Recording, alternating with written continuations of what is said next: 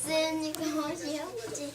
안경까지 써줘야 소심하면 배만 보이는 맛이 없지. 불쌍도 못나야 전에만.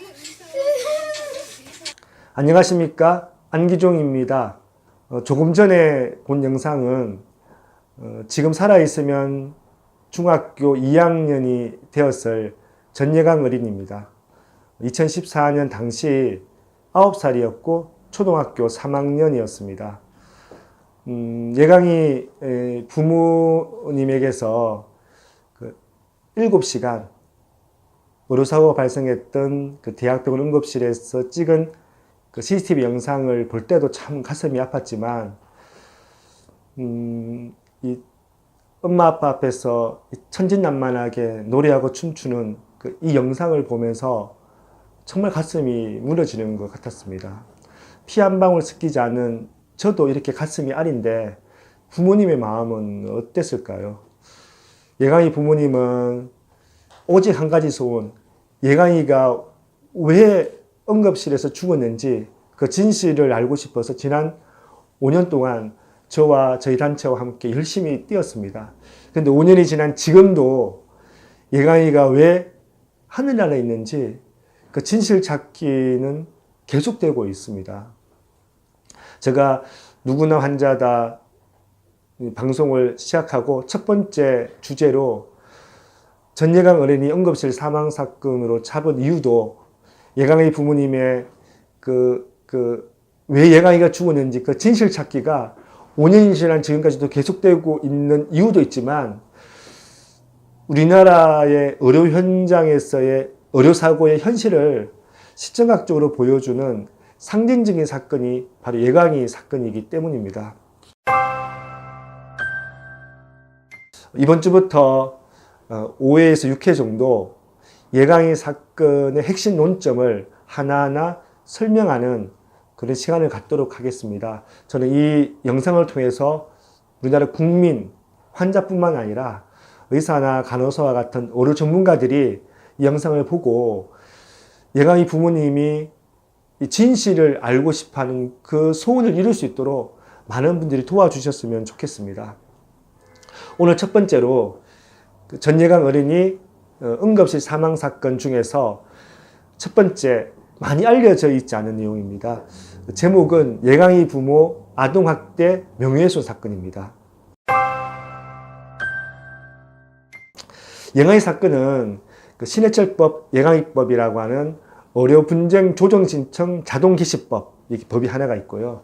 또 진료기록을 수정했을 때 그 수정본만 보통 발행해 주는데 원본도 보존하고 발급해 주는 진료기록 블랙박스법, 이 두 가지 법으로 많이 알려져 있습니다.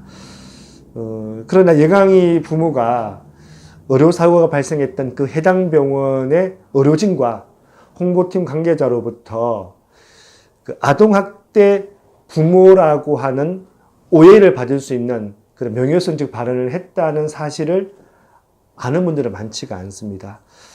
다시 한번 이 영상을 봐주십시오. 모자만 쓰니까 멋이 없지. 안경까지 써줘야 소심하면 배만 보이는 맛이 없지. 불쌍도 못나야 전에만. 이 영상에 나온 예강이 이 모습에서 아동학대 흔적을 볼 수 있으십니까? 백혈병이나 혈액암이 의심되는 예강이는 한 3일 동안 동네원 2곳에서 3번에 걸쳐서 치료를 받았고요. 그리고 당일날 종합병원에 가서 진료를 받고 상황이 심각하다고 판단해서 2014년 1월 23일 오전 9시 47분경에 해당 대학병원 응급실에 도착했습니다. 그런데 생명이 위태로운 응급환자, 의무기록지에는 곧 사망할 수 있을 정도의 응급환자라고 되어 있는데도 불구하고 산소 공급도 늦었고요. 중요한 적혈구 수혈도 늦었습니다. 주위에 의무기록지 조작이 있었던 건 또 말할 것도 없고요. 생체 징후가 회복되지 않았는데도 무리하게 요추천자 시술을 5번이나 하다가 심정지가 왔고 심폐소생술을 했지만 결국 사망했습니다. 예강이는 응급실에 도착한 지 7시간 만에 결국 하늘나라에 가고 말았습니다. 그런데요, 대학병원의 의료진은 이 사랑스러운 딸을 하늘나라에 보낸 이 슬픔에 잠겨있는 이 예강이 부모에게 예강이가 죽은 상황에 대해서 이렇게 비유했습니다. 한번 들어보시죠. 병이 떨어지다가 깨졌어요. 성공을 했으면은 여기서도 실패라고 나오잖아요. 성공을 했으면은 병이 책상에 있다가 발에 떨어지고 있어요. 그런데 떨어질 때 어디서 사이렌 소리가 울려서 삐한 소리가 났어요. 그럼 사이렌이 그 병을 깨뜨린 거예요? 그건 아니잖아요. 사실 마음이 아프시다는 건 충분히 이해하는데 인과관계를 그렇게 얘기하기에는 뭐약좀 좀 어려울 거예요. 그러면은 교수님께서는 만약에 척수 검사를 안 했어도 그 시간에 예강이가 죽었을 수도 있다 이 얘기네요. 이거 하시면서 통화를 하시더라고요. 지금 아이가 상태가 안 좋아지고 있어요. 멈추라고요? 네, 알겠습니다. 전화하는 거 들었어요. 뭐 잘못됐다는 거잖아, 그 상태부터. 그게 이유가 아니라는 거죠. 아니죠. 그때부터 잘못됐기 때문에 아이가 이렇게 한 거잖아요. 그럴 가능성이 더 높아요. 그러면은 척수 검사를 안 했어도 애가 그 시간에 죽었다 그 얘기인가요? 그럴 수 있었을 것 같아요. 그러면 안 왔으면 살 수도 있었겠네요. 그건 아니죠. 왜요? 여기 안 왔으면 살 수도 있었고 다른 병원 갔으면 살 수도 있었던 거잖아요. 제가 여기서 또 답변을 하기는 어려울 것 같아요.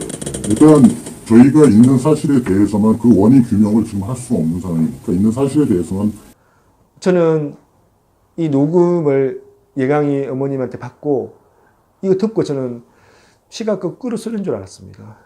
현재도 1년에 수백 명의 예강이처럼 소아 백혈병이나 혈액암이 엽신되는 이 어린이들이 대학병원 응급실에 와서 치료받고 그 한 70% 정도는 또 완치되는 것이 이 병입니다. 근데도 불구하고 치료를 잘 해서 뭐 예강이가 그 죽지 않았으면 더 좋겠지만 치료가 잘못되어서 사망을 하는 사건이 발생했다라고 하면 유감을 표시하든지 아니면 애도를 해야 되지. 어떻게 유리잔이 떨어지고 있을 때 마침 그게 차가 지나가서 됐다는 식의 이런 비유를 예강이 죽음에 비유한다는 건 너무 비상식적이고 비윤리적이라는 생각이 듭니다. 예강이 엄마와 그 작은 이모가 2014년 2월쯤에 제가 대표로 활동하고 있는 환자단체 앞에 사무실에 방문했습니다. 저는 지금도 이 문을 열고 들어오는 예강이 어머니와 그 이모의 모습이 생생합니다. 의료사고 내용을 듣고 같이 가져온 의무기록지와 CCTV 영상을 보고 바로 이 사건은 세상에 알려야 될 사건이라고 저희들은 판단했습니다. 그래서 예강이 엄마와 그 이모들이 2014년 4월 22일입니다. 한국환자단체연합회에서 주최한 13번째 환자 사업팀 카페에 출연해서 내 딸 예강이가 죽은 이유를 알고 싶다며 눈물로 호소했었습니다. 저희 예강이가 어떻게 갔는지조차 억울해서 하늘을 못 올라갔을 것 같아요. 우리 예강이가 어떻게 자기가 죽게 되었는지 원인이라도 알고 또 다른 예강이 같은 피해자가 없도록. 이후 언론 방송사의 취재가 시작됐고 공중파 방송, 일간지, 보건의료 전문지 등에서 예강이 여러 사고 사망 사건을 집중 보도했습니다. 그런데 그 MBC 기자가 예강이 사건을 취재하던 중에 제게 전화를 걸어왔습니다. 그리고 이게 제게 예강이 부모님 정말 좋으신 분이시냐라고 물어봤습니다. 저는 조금 생뚱맞은 질문이라서 좀 이상한 생각이 들긴 들었지만 제가 만났던 예강이 부모님 굉장히 좋으신 분이시다라고 제가 말씀을 드렸더니 그리고 왜 이런 걸 물어보냐고 이야기하니까 뭐 그냥 별거 아니라고 이렇게 하고 전화를 끊었었습니다. 그리고 2014년 5월 5일 어린이날이었습니다. 그날 MBC 뉴스데스크에서 예강이 사건이 방송이 되었습니다. 그리고 방송되고 난 뒤에 또 그 해당 기자가 전화를 해 주셨습니다.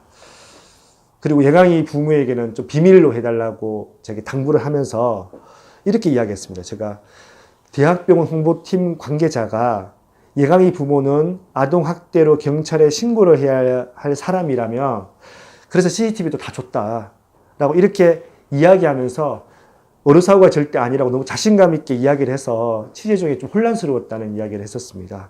그런데 이 기자가 예강이 엄마를 만나서 취재한 후 그런 사람이 아니라는 확신이 들어서 방송을 했다는 이야기를 해주었습니다.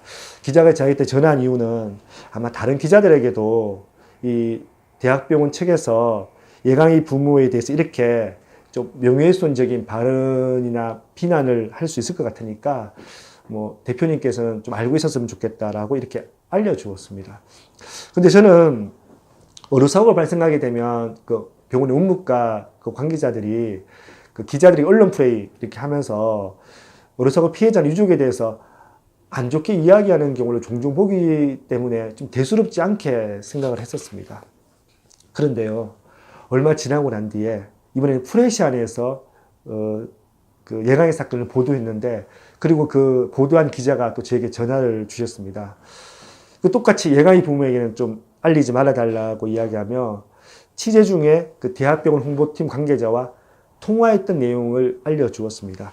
자, 정확하게 뭐 이메일로 보내준 내용이니까 정확하게 한번 읽어드리겠습니다. 그 대학병원 홍보팀 관계자가 이야기한 겁니다. 전예강 어린이를 치료했던 의사들이 전예강 어린이 사망 후에 병원에서 가장 먼저 해야 할 일은 전예강 부모를 아동학대로 경찰에 고발하는 것이다 라고 이렇게 이야기했다는 것입니다. 좀 쉽게 생각하면 이 홍보팀 관계자가 예강이를 치료했던 그 의사들의 말을 인용해서 예강이를 죽게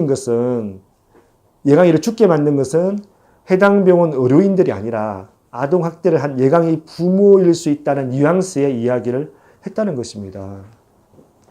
그래서 저희들이 환자 샤우팅 카페도 하면서 이 예강의 사건을 단체 차원에서 대응을 하고 있으니까 아마 저는 알고 있어야 될 것 같고, 또 나중에 시간이 지나면 예강이 부모님에게도 이 사실을 알려줘야 할 것 같다고 해서 제게 연락을 했다고 했었습니다. 그리고 그 통화 내용을 이렇게 일일이 이 글로 이렇게 옮겨쳐서 저한테 직접 메일로 보내줬었습니다. 그래도 이때까지도 저는 그냥 있었습니다. 왜냐하면 뭐 자칫 이 오해 소지도 있을 수 있고, 또 예강이 부모님 너무 큰 상처 받을 수 있을 것 같아서 그냥 넘어갔었습니다. 근데 그 한 3개월 정도 지나고 난 뒤에 그 2014년 8월 21일이었습니다. 그때 우리 예강 유족과 환자 단체들이 그 해당 대학병원 앞에 가서 진상 규명을 요구하는 기자회견을 개최했었습니다. 기자회견은 그 기자들도 많이 왔었죠. 그러니까 당연히 기자들이 취재에 들어갔죠. 그래서 해당 병원 홍보팀 관계자들에게 취재를 좀 하니까, 그때도 예강이 사망의 원인은 부모의 아동학대 때문일 수 있다는 발언을 기자들에게 했고, 그 내용을 또 보건의료 전문 기자 중에서 일부가 저에게 알려주었습니다. 저는 이제는 명예훼손의 정도가 이 도를 넘었다고 판단하고 예강의 사건 담당 변호사와 의논을 했습니다. 변호사님은 당장 이야기하면 예강이 부모님 충격이 너무 클 것 같으니까 일단 뭐 시효가 7년이니까 좀 시간이 지나고 난 뒤에 알려주자라고 이렇게 좀 마무리가 되어졌고, 저는 그 당시 이러한 사실을 알려준 기자들과 만나거나 통화를 해서 이 법정 정인이 필요하면 모두 정인을 서주기로 약속을 받았습니다. 이후 예강이 가족들은 난 예강이라는 이제 공식 홈페이지를 만들어서 업무기록과 CCTV 영상을 다 올려두고 누구나 예강의 사건을 알 수 있도록 해놓았습니다. 사실 이 홈페이지의 자료를 보고 여러 가지 이제 이 의학적인 그런 의견들이나 아니면 자료들을 보내준 의료인들이 많이 있었습니다. 그리고 또 병원 앞에서 릴레이 1인 시위를 좀 진행했고, 그 인증 사진을 찍어서 이제 홈페이지에 올리는 이런 이제 사회적 관심을 호소하는 활동도 있고요. 그 당시에 한 100명 정도가 참여했던 걸로 알고 있고, 일반 시민들도 참여했고, 뭐 기자들 중에 참여한 분도 있을 정도로 큰 사회적 이제 호응을 받았었습니다. 그리고 이제 중간에 많은 일들이 있었지만 좀 건너뛰어서 1년 정도 지나고 난 뒤에 그 지금은 기억으로는 예강이 사건 때문에 저와 예강이 어머님과 예강이 큰 이모하고 변호사 사무실에서 모여서 같이 의논을 하고, 변호사님이 그 이 사무실 옥상이 굉장히 좀 좋다, 그래 같이 올라가 잠깐 바람 쐬자라고 해서 우리 4명이 올라가서 거기서 뭐 이렇게 뭐 별 보고 또 뭐 이야기를 좀 했던 것 같습니다. 이야기하다가 분위기가 아동학대 이야기를 해야겠다라는 생각이 들어서 변호사님이 이야기를 했었습니다. 그 변호사님께서 예강이 어머님에게 대학병원 측에서 예강이 부모를 아동학대를 한 사람으로, 그리고 예강이는 부모의 아동학대로 사망한 것처럼 다수의 기자들에게 이야기했다는 말을 전달했습니다. 이 말을 들은 예강이 어머님이 어땠을지는 따로 설명하지 않아도 충분히 상상이 가실 것입니다. 많은 분들은 잘 모르시는데 예강이 부모는 예강이를 의료사고로 죽음에 이르게 한 그 전공의 의사들에 대해서 업무상 과실치사죄로 형사고소를 하지 않았습니다. 처음부터 할 생각이 없었습니다. 그리고 민사소송도 할 의향이 없었습니다. 다만 진실규명을 위해서 이 감정을 받아서 왜 사망했는지 알고 싶어서 의료분쟁조정중재원에 조정 신청을 했는데 병원이 거부해서 각하되었습니다. 그래서 어쩔 수 없이 민사소송을 제기했고 현재 2심이 진행 중에 있습니다. 그런데 예강이 어머님이 이 아동학대 발언 소식을 듣자 그동안의 생각을 바꾸었습니다. 그래서 이 소송을 준비하다가 그리고 CCTV와 의무기록지가 있다 보니 진료 기록을 명백하게 허위 기재한 내용들을 여러 군데 발견을 했었습니다. 그래서 그 중에 응급진료 기록부를 허위 기재한 그 의사 한 분하고, 그리고 간호 기록 중에서 적혈구 수혈 시간을 허위 기재한 그 간호사 한 명, 이 2명을 형사 고소를 했습니다. 현재 이제 1심 판결이 났고 2심 판결이 진행 중에 있습니다. 이에 대해서는 제가 다음 방송 때 자세하게 설명을 하도록 하겠습니다. 근데 예강이 부모님은 이제 진료 기록을 조작하는 의료인에 대해서 이제 의료법 위반죄로 형사 고소를 했는데, 사실 아직까지도 이 의료사고를 낸 그 가해 의사들에 대한 업무상 과실치사죄 형사 고소는 아직까지도 하지 않고 있습니다. 왜 그런가라고 제가 한번 생각해 보았는데, 뭐 제가 예강이 어머님하고 얘기를 많이 하니까 잘 알고 있는데, 아마 예강이 부모님은 아동학대 부모로 해당 대학병원에 이제 보고했던 그 의료진들이 있을 거 아니에요. 의료진들이 형벌을 받지 않은 것보다는 진심이된 사과를 받고 싶은 것 같아요. 뭐 형사고소를 해서 명예훼손으로 뭐 벌금형을 받고 이게 무슨 소용이 있겠습니까? 그것보다는 오히려 어떤 의료인인지는 모르겠지만 해당 대학병원에서 그 잘못 보고해서 그것 때문에 사실은 결국은 이제 진료기록부 조작하는 다른 의료인들까지도 형사고소하게 만들고, 그리고 지난 5년 동안 정말 너무 큰 상처와 큰 고통 속에 있게 했던 이 의료진에 대한 사과를 받고 싶은 것 같아요. 뭐 형사고소하고 이게 아니라 사과를 받고 싶어서 하지 않고 있는 것 같습니다.